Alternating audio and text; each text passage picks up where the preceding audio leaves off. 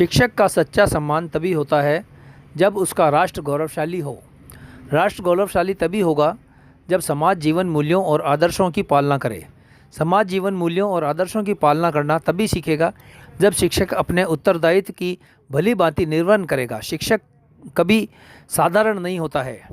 प्रलय और निर्माण दोनों उसकी गोद में खेलते हैं। अपना भरण पोषण करने वाले सम्राटों का निर्माण वह स्वयं कर लेते हैं।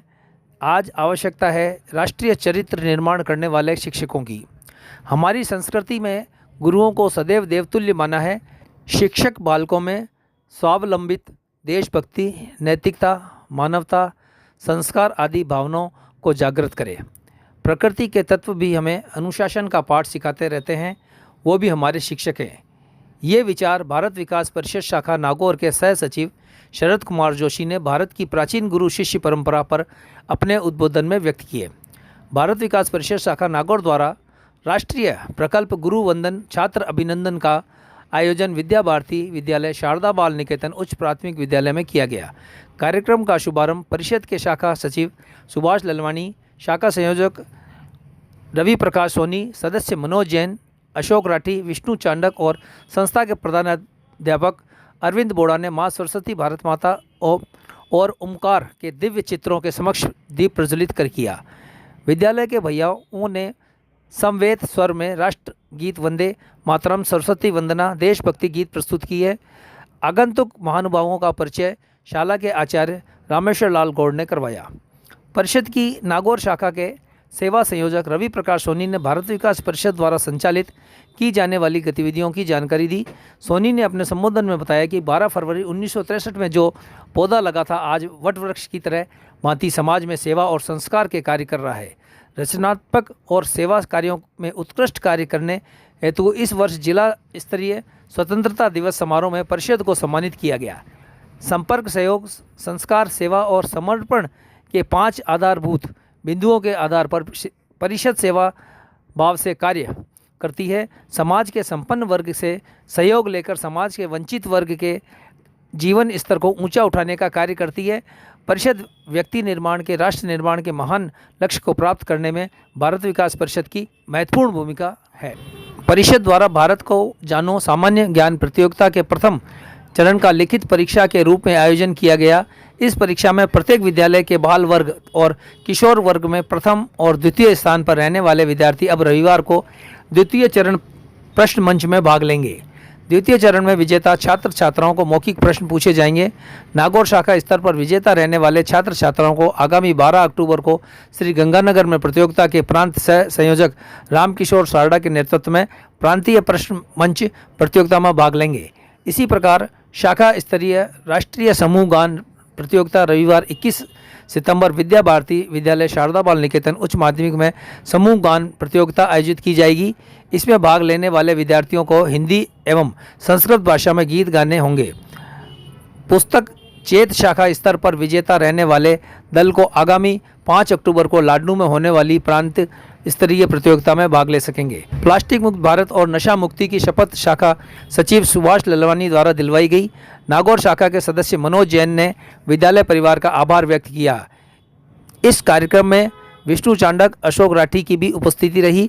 विद्यालय के वरिष्ठ आचार्य रेवत राम मड़ासिया ने छात्र छात्राओं को गुरु महिमा पर उद्बोधन दिया और परिषद का सेवा और संस्कार जैसे कार्यक्रमों के लिए साधुवाद ज्ञापित किया।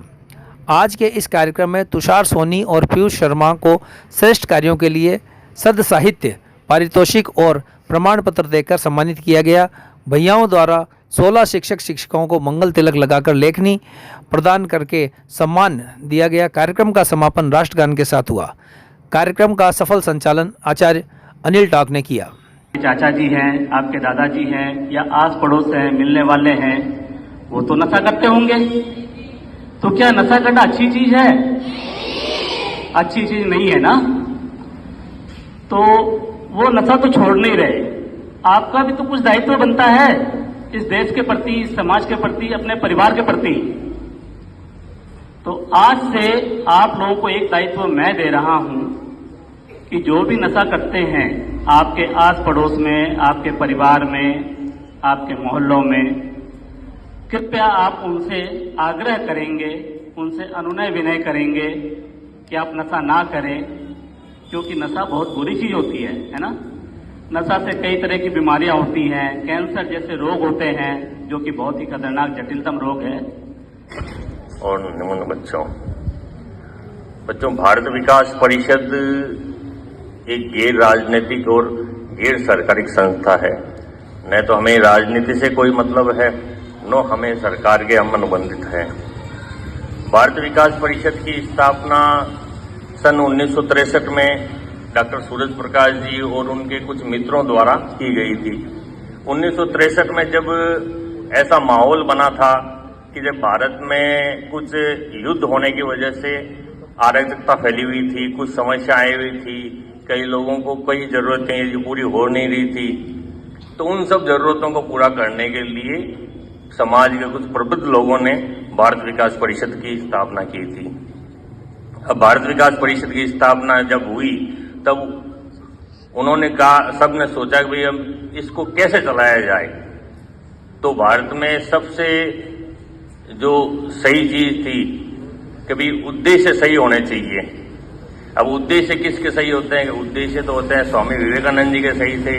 तो स्वामी विवेकानंद जी के आदर्शों को लेकर चलते हुए भारत विकास परिषद की स्थापना हुई और उनके 5 मूल उद्देश्य रखे गए, जैसे सेवा, संपर्क, संपर्क से सहयोग, सहयोग से संस्कार, संस्कार से सेवा और सेवा से समर्पण। तो सबसे पहला होता है संपर्क। संपर्क अब क्या है? संपर्क जहां कोई आवश्यकता होती है उन सब लोगों से संपर्क किया जा सकता है, और जिनको आवश्यकता पूरी कर सकते हैं उन लोगों से संपर्क करके, एक दूसरे से संपर्क करके हम उस कार्य को पूर्ण करते हैं।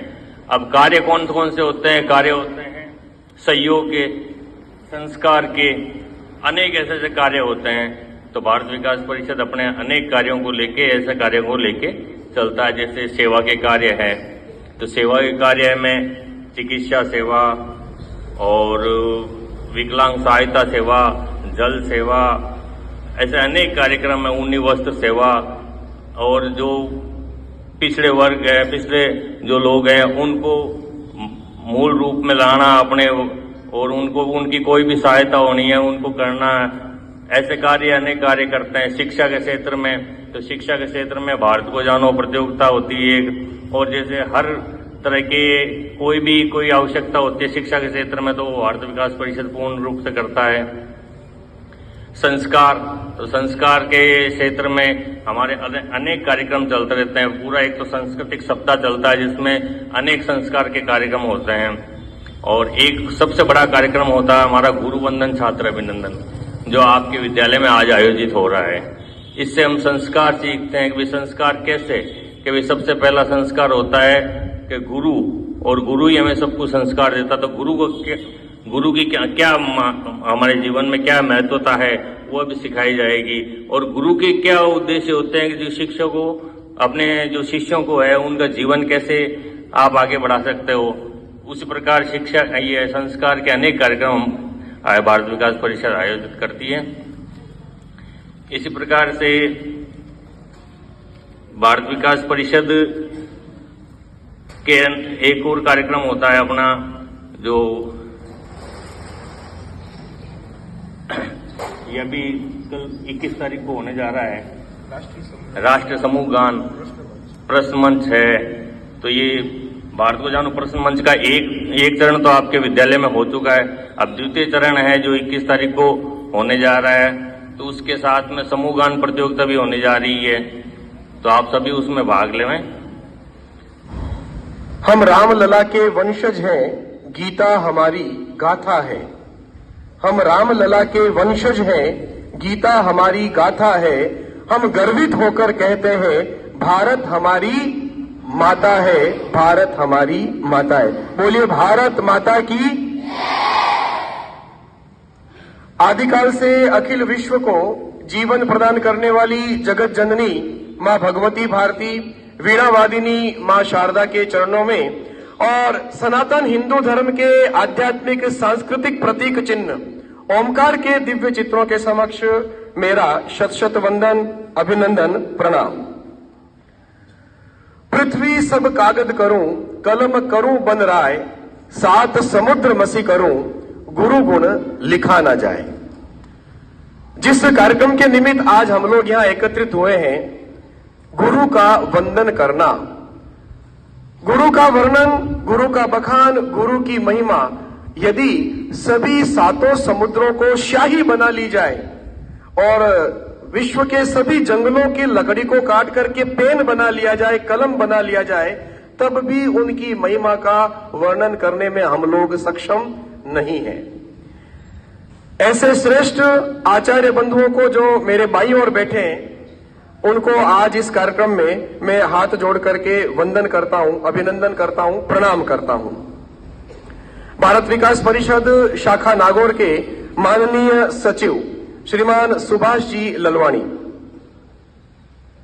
परिषद की शाखा संयोजक सेवा प्रकल्प के श्रीमान रवि प्रकाश जी सोनी, युवा कार्यकर्ता भाई मनोज जी जैन जो कि राष्ट्रीय समूह गान प्रतियोगिता प्रकल्प के भी आप प्रभारी हैं, साथ ही साथ आदरणीय विष्णु जी चांडक, आदरणीय अशोक जी राठी, आप दोनों कृषि मंडी के व्यवसायी हैं और परिषद परिवार में सक्रिय सदस्य के रूप में हम सभी का मार्गदर्शन करते हैं। आपको भी प्रणाम, आपका भी अभिनंदन। अपने इस विद्या मंदिर के आदरणीय प्रधानाध्यापक श्रीमान अरविंद जी बोड़ा, जैसा कि परिचय में बताया गया था, मैं इसी विद्यालय का पूर्व छात्र हूं और पूर्व आचार्य भी रहने का मुझे सौभाग्य मिला। जब मैं आचार्य हुआ करता था, उस समय के आदरणीय आचार्य मेरे साथी रेवंत राम जी मडासिया भाई साहब और रामेश्वर लाल जी गौड़ भाई साहब, आपको भी मैं प्रणाम करता हूं, अभिनंदन करता हूं।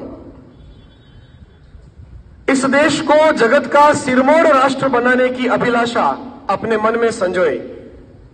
आप लोग सरस्वती वंदना गाते हैं हंस वाहिनी, उसमें कहते हैं जग सिर मोर बनाए भारत। भारत को मोर बनाना है, पिकॉक बनाना है क्या?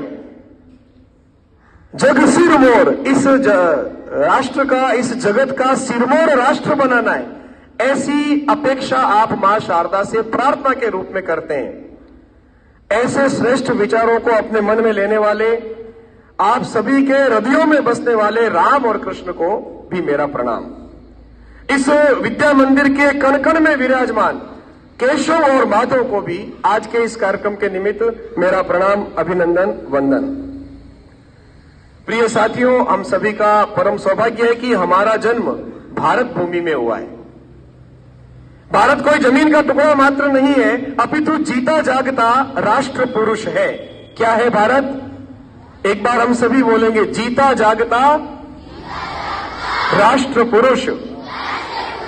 यह वंदन की धरती है, अभिनंदन की धरती है, चंदन की धरती है, यह अर्पण की भूमि है, यह तर्पण की भूमि है। इसका बिंदु बिंदु गंगा जल है, इसका कण कण शंकर है। हम जिएंगे तो इसके लिए और हम मरेंगे तो इसके लिए। एक बार पुनः भारत माता की। आपको लग रहा होगा ये नारे क्यों लगवा रहा है, कोई राजनीतिक पार्टी से आया है क्या? आप लोगों की सुस्ती हटाने के लिए इस प्रकार के उद्घोष किए जा रहे हैं। और ये तो हमारा सौभाग्य है कि हम जितनी बार भारत माता की जय बोलते हैं, उतनी बारी राष्ट्र के प्रति समर्पित होने के लिए हमें ऊर्जा और प्रेरणा मिलती है। परिषद द्वारा गुरु वंदन छात्र अभिनंदन कार्यक्रम क्यों किया जाता है? समाज में गुरुओं का आदर्श स्थान, उसकी मान्यता पुनः प्रतिष्ठापित हो, उनका मूल्य बढ़े, उनका सम्मान बढ़े। धीरे धीरे हमारे समाज ने गुरुओं के महत्व को कम कर दिया है। उसके पीछे विद्यार्थियों का भी हाथ है और उसके पीछे हम गुरुजनों का भी हाथ है। कई कई शिक्षक, कई कई आचार्य, कई कई गुरु ऐसे हुए हैं जिनको गुरु घंटाल की संज्ञा दी जाए तो भी कम नहीं होगी। जो अपने कार्य के प्रति न्याय नहीं करते, जो अपनी गरिमा को समझते नहीं है, जो अपने उत्तरदायित्व के प्रति सचेत नहीं है, उनका जो काम है राष्ट्र का निर्माण करना, वो करते नहीं है। उस वजह से कालांतर में गुरुओं की प्रतिष्ठा, गुरुओं का आदर्श, गुरुओं का मूल्य हमारे समाज में धीरे धीरे कम हुआ। परिषद के मन में विचार आया कि इस प्रकार अगर होगा तो हमारी भारतीय जो संस्कृति है, जिसमें गुरु को क्या माना गया है?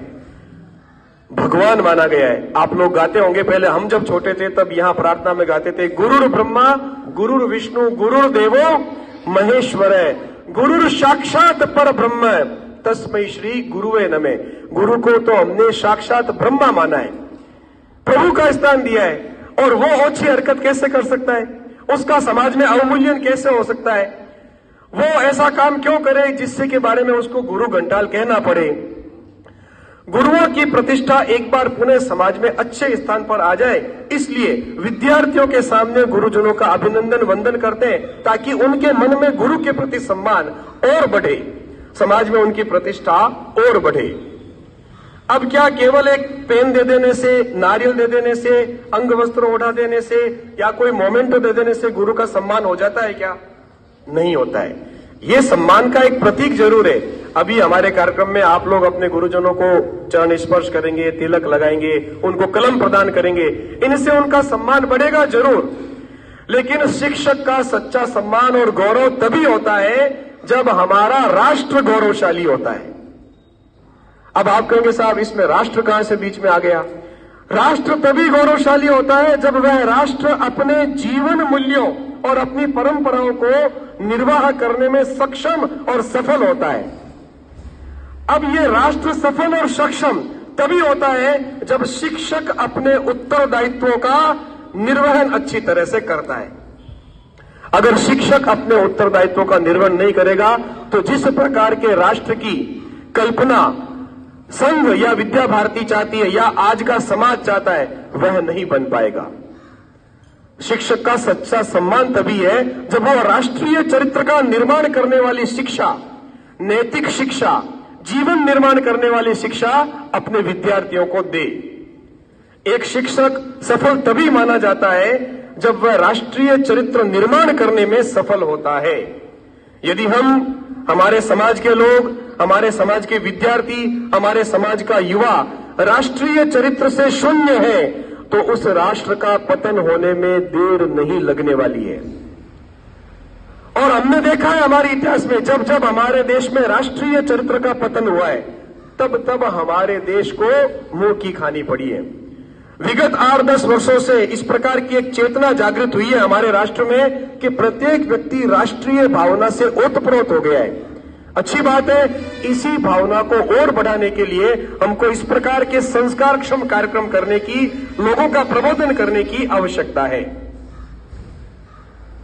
हम सभी जानते हैं हमारे देश में ऐसे अनेक शिक्षक हुए हैं, ऐसे अनेक आचार्य हुए हैं, ऐसे अनेक गुरु हुए हैं जिन्होंने अपने जीवन को जी करके समाज को सीख दी है। क्या आप में से कोई कुछ नाम बता सकते हैं हमारे देश के श्रेष्ठ आचार्य, श्रेष्ठ गुरु?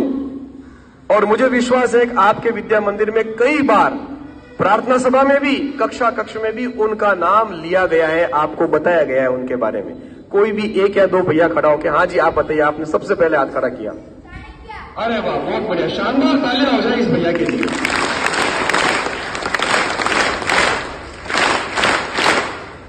मुझे तो लगता है पेपर लीक हो गया है अपने राजस्थान में। अभी कई बार पिछले कुछ वर्षों से कई प्रतियोगी परीक्षाओं के पेपर लीक हो जाते हैं। मैं जो नाम बुलवाना चाहता था वो उस भैया ने बोल दिया। अच्छी बात है, जो प्रबोधन मैं बता रहा हूं आपको देने के लिए आया हूं वो आप उसके लिए पूर्व में तैयार हैं। चाणक्य की क्या खास बात थी, क्यों हम उसका नाम ले रहे हैं, क्यों उसके बारे में बता रहे हैं? हाँ जी बताइए आप ही। अच्छा, और इन्होंने कुछ बताया है, थोड़ा सा वो सही है, थोड़ा सा गलत भी है। अनेक प्रकार की विधाओं के ज्ञाता थे, राजनीति शास्त्र के प्रकांड पंडित थे, प्रशासन, लोक प्रशासन के अच्छे जानकार थे। लेकिन एक आचार्य के रूप में हम उनकी प्रशंसा क्यों कर रहे हैं, उनका नाम क्यों ले रहे हैं, एक छोटी सी कथा के माध्यम से मैं आपको बताना चाहता हूं। आप लोगों ने नाम सुना होगा मेगस्थनीज। किस किसने सुना है? ठीक है, हाथ नीचे कीजिए। कुछ लोग करने का प्रयास कर रहे हैं, कुछ ने हाथ खड़े किए। मेगस्थनीज एक विदेशी यात्री था जो भारत आया था और हमारे भारत के बारे में उसने सुना था, ये सोने की चिड़िया है, दूध दही अठे नदियां बहती, रिद्ध सिद्ध साथे नवनिध रहती, होती अठे मोखली गाया, रहती फल फूलारी छाया। ऐसा समृद्ध हमारा देश था, उसके बारे में उसने सुना तो वो फिर देखने के लिए आया कि भारत के अंदर क्या विशेषता है, भारत को सोने की चिड़िया क्यों कहते हैं, भारत को विश्व गुरु क्यों कहते हैं। हम लोग भारत जाकर के देख कर आते हैं। उस समय चंद्रगुप्त मौर्य शासक हुआ करते थे उनके पास वो आए कि साहब मैं जानना चाहता हूं कि आपका देश भारत इतना विशेष क्यों है, क्या विशेषताएं हैं। इसीलिए मैं विदेश यात्रा करते करते आप तक पहुंचा हूं, पाटलिपुत्र तक पहुंच गया हूं। तो उन्होंने कहा ठीक है, आप दूर से आए हैं, पैदल यात्रा करके आए, थक गए होंगे, आप 2-4 दिन आराम कीजिए, उसके बाद मैं आपको कारण बताऊंगा कि भारत महान क्यों है। 2-4 दिन हो गए, वो पाटलिपुत्र में घूमे, उन्होंने वहां के महल प्रासादों को, बाजारों को देखा, लेकिन उनके मन में जो पीड़ा थी कि भाई भारत महान क्यों है, वो उसका समाधान नहीं हुआ। 4 दिन बाद वो पुनः चंद्रगुप्त मौर्य के पास गए कि साहब आपने बताया नहीं, आप बताने वाले थे भारत के इतने महान होने के पीछे कारण क्या है। तो उन्होंने कहा ठीक है, आज नहीं कल अपन चलते हैं और पता करने का प्रयास करते हैं। 2 घोड़े मंगवाए गए, उन दोनों घोड़ों पर, एक पर चंद्रगुप्त मौर्य सम्राट और एक पर मेगस्थनीज विदेशी यात्री बैठे और सुदूर जंगलों में वो प्रयाण कर गए। काफी दूर चलने के बाद भी मेगस्थनीज को लगा ये तो मुझे मूर्ख बना रहा है, अब ये जंगल में नदियां दिखा रहा है, पहाड़ दिखा रहा है, पठार दिखा रहा है, पर्वत दिखा रहा है, घने जंगल है, या हिंसक जानवर भी है, ये क्या महानता है भारत की। तो उसने पूछा कि भाई है क्या तेरे समस्या, नहीं बताना तो मना कर, खोटी क्यों करे, कि नहीं बताते। थोड़ी दूर आगे चलने के बाद उन्होंने देखा एक नदी के तट पर एक काला कलोटा बेकार कुरूप, जिसको देखते ही उल्टी आ जाए, सूग आ जाए, ऐसा एक व्यक्ति नहा करके अपनी धोती को गंगा नदी के अंदर पानी में सुखा रहा था, धो करके। और सुखाने के बाद वो सूर्य भगवान की तरफ देख करके और प्रार्थना करने लगा। चंद्रगुप्त अपने घोड़े से कूद कर उतरा, दौड़ करके गया और उनके पैरों में गिर गया। मेगस्थनीज का ये पागल हो गया है, मुझे भारत की महानता दिखाने के लिए लाया है, भारत के ऐश्वर्य को दिखाने के लिए लाया है, भारत के वैभव को दिखाने के लिए लाया है, और बेचारा एक बूढ़ा गरीब आदमी जो काला कलूटा है, जिसके दांत भी पूरे नहीं है, दांत भी गिर चुके हैं, चेचक के दाग उसके चेहरे पर हुए हैं, इस प्रकार का एक व्यक्ति है, और वो भी नहा रहा है, लंगोटी पहना हुआ है, धोती सुखा रहा है, उसके चरणों में गिर रहा है। मेगस्थनीज भी अपने घोड़े से उतरा और पूछा क्या महाराज क्या हो गया, आप सम्राट हो, अखंड भारत के चक्रवर्ती सम्राट, और आप इस व्यक्ति के पैरों में गिर रहे हो। कि साहब आप 3-4 दिनों से पूछ रहे थे ना कि भारत महान क्यों है, भारत के ऐश्वर्य और वैभव का कारण क्या है। ये भारत का ऐश्वर्य है, ये मेरे प्रधानमंत्री हैं, मुझे सीख देते हैं, राज्य संचालन के लिए मुझे मार्गदर्शन देते हैं, मेरे गुरु हैं, मेरे को निर्माण इन्होंने ही किया था, वो चाणक्य थे। अब आप कल्पना कर सकते हो, एक देश का प्रधानमंत्री सामान्य सी कुटिया में रहता है, सामान्य सी झोपड़ी में रहता है और नदी पर नहाता है, काला कलोटा है, बेरंग है, कुरूप है। जिस देश के प्रधानमंत्री, जिस देश के मंत्री, जिस देश के सभासद, जिनको सभी अधिकार प्राप्त हैं, वो यदि सामान्य जीवन जिए, लोगों को सीख देने के लिए अपने आचरण से, ऐसे आचार्यों का देश होने के कारण से हमारा देश महान है, ये सिखाया उन्होंने मेगस्थनीज को। मेगस्थनीज के बाद जमी, उन्होंने कहा ठीक है मैं थोड़ा और इस पर विचार करूंगा, मैं तो इनसे मिलूंगा। तो आचार्य चाणक्य ने कहा ठीक है आप आइएगा, मिलते हैं शाम को, ये रही मेरी कुटिया। क्या आप इस देश के प्रधानमंत्री हो, इस कुटिया में रहते हो? कि भी मेरे लिए तो यही व्यवस्था है, मैं यही रहता हूं। सम्राट अपने चले गए राजभवन में। मेगस्थनीज जाते हैं तो चाणक्य कुछ राजकीय कार्य कर रहे होते हैं और उस समय उनके पास दीपक जल रहा होता है। मेगस्थनीज आके बैठ जाते हैं, वो अपना काम पूरा करते हैं और दीपक को भी बंद कर देते हैं, एक दूसरा दीपक जलाते हैं काम करने के लिए, बातचीत करने के लिए। मेगस्थनीज को बड़ा अजीब लगता है, यार ये क्या पागल आदमी है, लाइट तो थी, उसको बंद करने की जरूरत कहां थी। तो उन्होंने पूछ लिया कि आप जो काम कर रहे थे उस समय दीपक जल रहा था, अब हम बात कर रहे हैं तो फिर दीपक ही जल रहा है, तो दूसरा लगाने की इतनी होशियारी करने की कहां जरूरत थी। कहा ऐसा है बंधु, उस समय मैं राजकीय कार्य कर रहा था, इसलिए मैं हमारे देश का तेल उसमें जला रहा था, ये दीपक भी मुझे राजा के द्वारा दिया गया है। अब आप मेरी कुटिया में मेरे घर पर आए हो, इसलिए मैंने मेरे घर का तेल जलाया है, घर का दीपक काम में लिया है। अब आप बताओ, जिस देश का प्रधानमंत्री जो राजा को भी मार्गदर्शन देता है, इतने बड़े पद पर है, वो अगर इस प्रकार के चरित्र की बात करे तो क्या यह चरित्र राष्ट्रीय चरित्र है या नहीं है? निश्चित रूप से है। ऐसे राष्ट्रीय चरित्र का निर्माण करने के लिए, ऐसे राष्ट्रीय चरित्र को बताने के लिए हमारे देश में अनेक ऐसे गुरु हुए जिन्होंने अपने जीवन के आचरण से इस प्रकार की सीख दी, अपने विद्यार्थियों को तैयार किया, इसीलिए हमारा देश इतिहास में महान था। एक समय ऐसा भी आता है, चाणक्य के पिता चणक वो राजा का विरोध करते हैं, क्योंकि राजा घनानंद जो था वो बड़ा विलासी था, भोग विलासी, अत्याचारी, क्रूर शासक, प्रजा के ऊपर ध्यान नहीं देता था, राष्ट्र के ऊपर ध्यान नहीं देता था। चाणक्य उनका विरोध करते थे और जो विरोध करते थे उनका वो दमन करता था। उसने चाणक्य के पिताजी की हत्या करवा दी, घाटी काट करके पाटलिपुत्र के मुख्य चौराहे पर उसकी घाटी लटका दी, ताकि और कोई ऐसा दूसरा काम ना करे, दुस्साहस ना करे। केवल मां शकुंतला और चाणक्य पुत्र जो छोटे थे उस समय, जो विष्णुगुप्त कहलाते थे, वही बचे। मां को लगा कि अब हमारा नंबर है, क्योंकि हमारे पति ने इनका विरोध किया और जो घनानंद का विरोध करता है उसको वो मौत के घाट उतार देता है। तो उसने अपने बेटे से कहा, बेटा तू पहचान लिया जाएगा, तू मारा जाएगा, अगला नंबर तेरा और मेरा है।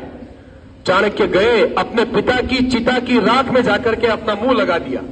मैंने आपसे पहले कहा था, ऐसा काला कलुटा कुरूप, बड़े सुंदर थे चाणक्य। चेचक के दाग जिसके शरीर पर हो जाए, चेहरे पर हो जाए, वो इस वजह से हुए थे। मुझे इस राष्ट्र का निर्माण करना है, अखंड भारत का निर्माण करना है। मैं अपने विद्यार्थियों को इस राष्ट्र का सम्राट बनाऊंगा। कहीं मेरा पतन ना हो जाए, मेरा मृत्यु ना हो जाए, मुझे मार ना दिया जाए, इसलिए उन्होंने अपने पिता की राख के अंदर मुंह डाल करके अपने चेहरे को जलाया राष्ट्र के लिए। हम करते हैं क्या? कक्षा के अंदर पंखा खुला रह जाता है, किसी भैया को जिम्मेदारी दी होती है, वो बंद करने का साहस करता है क्या? अगर करता है तो अच्छी बात है। ऐसे महान थे चाणक्य। घनानंद ने कहा कि ये चाणक्य बड़ा हो गया है और निश्चित रूप से अब ये मेरे खिलाफ कुछ न कुछ काम करेगा, मुझे हटाने का प्रयास करेगा। एक बार सभा के अंदर जब घनानंद उनको भला बुरा कह रहे थे कि आप में ये कुछ नहीं है, आप तो केवल भीख मांग कर खाते हो, ब्राह्मण हो, आप कुछ नहीं कर सकते, मैं आपका पतन कर दूंगा, दमन कर दूंगा, तब उन्होंने क्या कहा कि शिक्षक कभी भी साधारण नहीं होता है। प्रलय और निर्माण दोनों शिक्षक की गोद में खेला करते हैं। मुझे धन की लालसा नहीं है, मुझे स्वर्ण के आभूषण नहीं चाहिए, मुझे राजपाट नहीं चाहिए। अगर मेरे अंदर सामर्थ्य होगा तो मैं अपना निर्वहन करने वाले सम्राटों का निर्माण स्वयं कर लूंगा, और वो कर भी लेते हैं। आज इतने बड़े बड़े विद्यालय बने हुए, एयर कंडीशन रूम है, आपके विद्यालयों में 4K पैनल के स्मार्ट बोर्ड लगे, ऑनलाइन पढ़ाई भी आप करते हो, बसें आपके यहाँ लगी हुई है, सब प्रकार के संसाधन है। लेकिन पहले गुरुकुलों में किस प्रकार पढ़ाई होती थी? एक पेड़ के नीचे, वटवृक्ष के नीचे बच्चे बैठ जाते थे, गुरु चबूतरे पर बैठते थे और उनको ज्ञान देते थे और वो सीखते थे। लिखते भी नहीं थे, केवल सीखते थे। वेदों की उपासना करते थे, वेदों के श्लोक को रटा करते थे। तब भी हमारा भारत महान था, और उसकी महानता के पीछे हमारे भारत के श्रेष्ठ गुरुओं, आचार्यों का समर्पण है।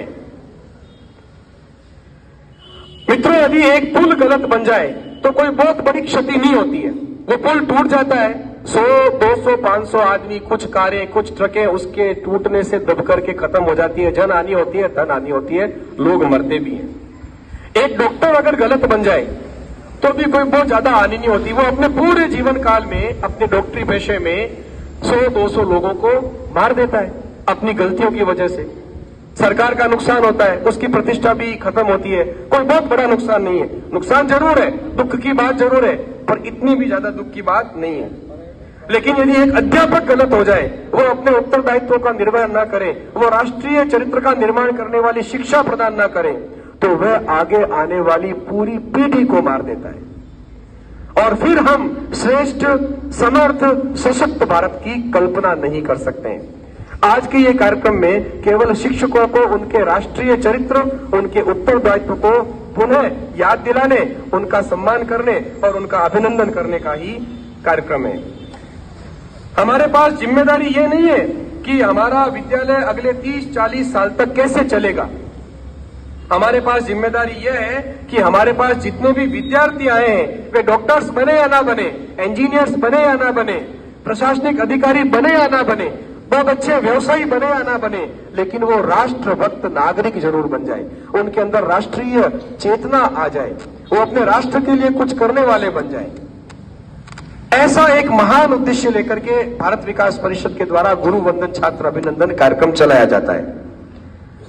अब आवश्यक नहीं है कि ये जो गुरु हैं, भैया जी हैं, आचार्य हैं, जो आपको गणित पढ़ाते हैं, जो आपको अंग्रेजी पढ़ाते हैं, जो आपको विज्ञान पढ़ाते हैं, उन्हीं का अभिनंदन है।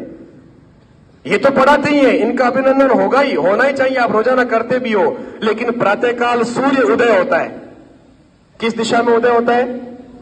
पूर्व दिशा में। कभी उसको पश्चिम में उदय होते देखा आप में से किसी ने? कभी नहीं होगा, ऐसा नहीं हो सकता।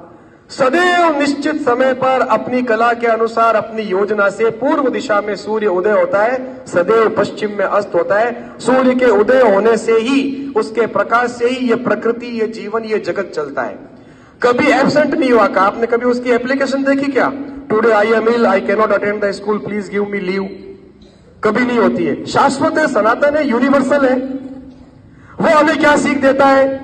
जीवन में अपने नियमों पर अटल रहें। जो काम करना है प्रतिदिन करना है। हम लोग लक्ष्य बनाते हैं, कल सुबह जल्दी उठ के पढ़ूंगा, और वो लक्ष्य खत्म हो जाता है, उठते नहीं है जल्दी, एक दिन में। हवा चलती है, ठंडी हवा अभी भी चल रही है, शीतल मंद सुगंधित बयार चल रही है, ये भी हमें सीख देती है, ये भी हमारी गुरु है। ये क्या सीख देती है? लोगों को शीतलता प्रदान करो, आनंद प्रदान करो। किसी वाटिका में जाते हैं, उद्यान में जाते हैं, वहां पर पुष्प खिलते हैं, वो पुष्प भी हमें सीख देते हैं, वो भी हमारे गुरु हैं। कैसे हैं साहब? वो भी हमें सदैव मुस्कुराते रहने की सीख देते हैं। जीवन में कितनी भी कठिनाइयां क्यों ना आ जाए, हम जीवन में सदैव मुस्कुराते रहेंगे, चुनौतियों का सामना करेंगे, संघर्ष करेंगे, लेकिन हताश निराश नहीं होंगे। प्रकृति के ये सभी तत्व, पृथ्वी, सूर्य, चंद्रमा, उपवन, उद्यान, नदी हमेशा बहती रहती है। और बहता पानी क्या होता है? निर्मल होता है। ठहरा पानी सड़ने लगता है। नदी भी हमें जीवन में हमेशा निर्मलता बनाए रखने की सीख देती है। आज के अवसर पर प्रकृति के इन तत्वों का भी अभिनंदन होना चाहिए, उनका भी वंदन होना चाहिए। समाज के अंदर गुरुओं के प्रति सम्मान बढ़े, उनका अभिनंदन हो, वो मानव मूल्य, जीवन मूल्यों को प्रदान करने वाली शिक्षा प्रदान करके राष्ट्र की भावी पीढ़ी का निर्माण करे। ऐसे महान लक्ष्य को लेकर के गुरु वंदन, छात्र अभिनंदन कार्यक्रम हम यहाँ पर करते हैं, विद्यालय में जाकर के। आज आपके विद्यालय में आकर के हमें यह विषय रखने का मौका आपके विद्यालय परिवार ने दिया, आपके प्रधानाध्यापक जी ने दिया, इसके लिए हम विद्यालय परिवार का धन्यवाद ज्ञापित करते हैं। साथ ही साथ मैं दो भैयाओं के नाम जरूर लेना चाहूंगा, जिन्होंने परिषद द्वारा आयोजित भारत को जानो प्रतियोगिता में अपने विद्यालय स्तर पर लिखित प्रतियोगिता में प्रथम स्थान प्राप्त किया। एक बार जोरदार ताली बजा देंगे आप भैया अनमोल विश्नोई और भैया उर्जित सोनी। वही खड़े रहे। आगे आने वाले समय में परिषद द्वारा कुछ और प्रतियोगिताएं विद्यालयों के लिए की जाएगी। आपसे निवेदन रहेगा उनमें भी आप बढ़ चढ़ करके भाग लें और अपनी प्रतिभा का प्रदर्शन करें, प्रथम स्थान, द्वितीय स्थान प्राप्त करें। बहुत बहुत धन्यवाद।